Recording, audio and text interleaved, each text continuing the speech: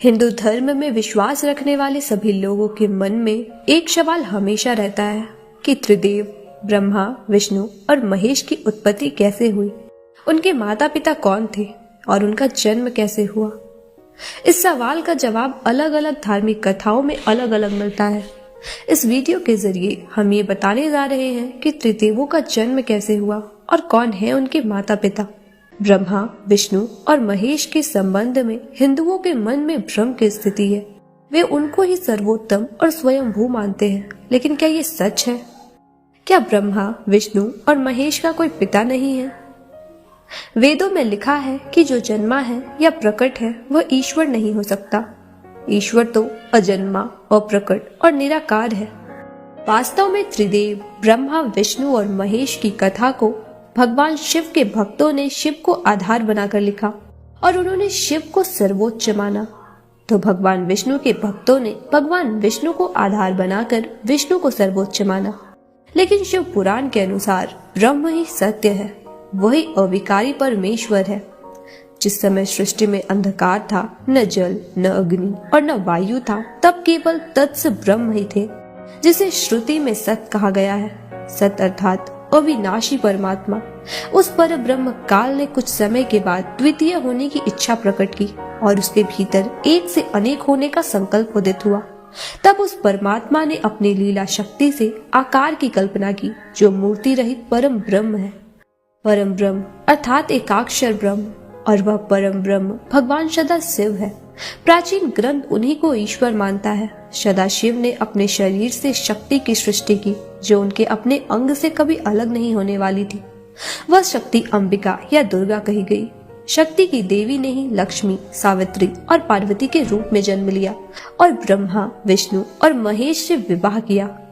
उस काल रूप सदाशिव की अर्धांगिनी दुर्गा है। काल रूपी सदाशिव ने शक्ति के साथ शिवलोक नामक क्षेत्र का निर्माण किया। उस उत्तम क्षेत्र को आज काशी के नाम से जाना जाता है, जिसे मोक्ष का स्थान भी कहा गया है। यहाँ काल रूपी ब्रह्म सदाशिव और दुर्गा पति और पत्नी के रूप में निवास करते हैं। काशीपुरी को प्रलय काल में भी शिव और शिवा ने अपने सानिध्य से कभी मुक्त नहीं किया। इस आनंद रूप वन में रमन करते हुए एक समय शिव को यह इच्छा उत्पन्न हुई कि किसी दूसरे पुरुष की सृष्टि करनी चाहिए, जिस पर सृष्टि निर्माण का कार्यभार रखकर हम निर्वाण धारण करें। ऐसा निश्चय करके शक्ति सहित परमेश्वर रूपी शिव ने अपने वामांग पर अमृत मल दिया। फिर वहां से एक पुरुष प्रकट हुआ। शिव ने उस पुरुष से संबोधित करते हुए कहा, वत्स, व्यापक होने के कारण तुम विष्णु के नाम से जाने जाओगे। इस प्रकार शिव पुराण के अनुसार विष्णु के माता और पिता काल रूपी सदाशिव तथा पराशक्ति दुर्गा है। ब्रह्मा जी का जन्म। शिव पुराण के अनुसार भगवान ब्रह्मा जी नारद जी से कहते हैं कि भगवान विष्णु को उत्पन्न करने के बाद ब्रह्म, सदाशिव और दुर्गा शक्ति ने पूर्ववत प्रयत्न करके मुझ ब्रह्मा जी को अपनी दाहिनी अंग से उत्पन्न किया और तुरंत ही मुझे भगवान विष्णु की नाभि कमल में डाल दिया। उस कमल से पुत्र के रूप में मुझ हिरण्यगर्भ का जन्म हुआ। ब्रह्मा आगे कहते हैं, मैंने उस कमल के सिवाय दूसरे किसी को जनक या पिता नहीं जाना। मैं कौन हूँ, कहाँ से आया हूँ, मेरा क्या कार्य है, मैं किसका पुत्र होकर उत्पन्न हुआ हूँ, किसने इस समय मेरा निर्माण किया है, मैं इसी संशय में पड़ा हुआ था।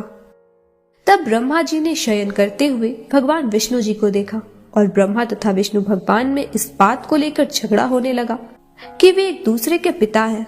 ब्रह्मा जी कहते हैं कि सृष्टि की रचना उन्होंने किया है तथा विष्णु जी कहते हैं कि तुम मेरी ही नाभि से निकले हो। तभी परम ब्रह्म सदाशिव उन दोनों के मध्य प्रकट हुए और उन्होंने कहा कि तुम दोनों मेरे पुत्र हो। एक को जगत की उत्पत्ति तथा दूसरे को पालन कार्य हेतु मैंने ही प्रकट किया है। महेश का जन्म। तब भगवान सदाशिव ने भगवान विष्णु और भगवान ब्रह्मा से कहा कि इसी प्रकार मुझसे मेरे विभूति स्वरूप रुद्र अर्थात महेश्वर का प्रादुर्भाव हुआ और उसने मुझसे विनाश का कार्यभार प्राप्त किया। महेश्वर अपने कृत्य को भूले नहीं है, इसलिए मैंने उनके लिए अपनी समानता प्रदान की है। सदाशिव कहते हैं, ये रुद्र अर्थात महेश मेरे जैसे ही वाहन रखते हैं, मेरे जैसा ही वेश धरते हैं और मेरे जैसे ही इनके पास हथियार है। वे रूप, वेश, वाहन, आसन और कृत्य में मेरे ही समान है। इस प्रकार त्रिदेव ब्रह्मा, विष्णु और रुद्र या महेश, इन त्रिदेवों में गुण है। और सदाशिव गुणातीत माने गए हैं। इससे यह सिद्ध हुआ कि ब्रह्मा, विष्णु और महेश के जन्मदाता काल रूपी सदाशिव और दुर्गा है। ये बातें अन्य पुराणों में घुमा फिरा कर लिखी गई है, जिससे कि भ्रम की उत्पत्ति होती है। भ्रम को छोड़कर सभी पुराण और वेदों को पढ़ने की चेष्टा करें तो असल में समझ आएगा कि मनगढ़ंत लोक मान्यता के आधार पर अधिकतर हिंदू सच को जानते ही नहीं। आज के लिए बस इतना ही। हम मिलेंगे आपसे अपने अगले वीडियो में। तब तक के लिए अपना ख्याल रखें। जय भोलेनाथ।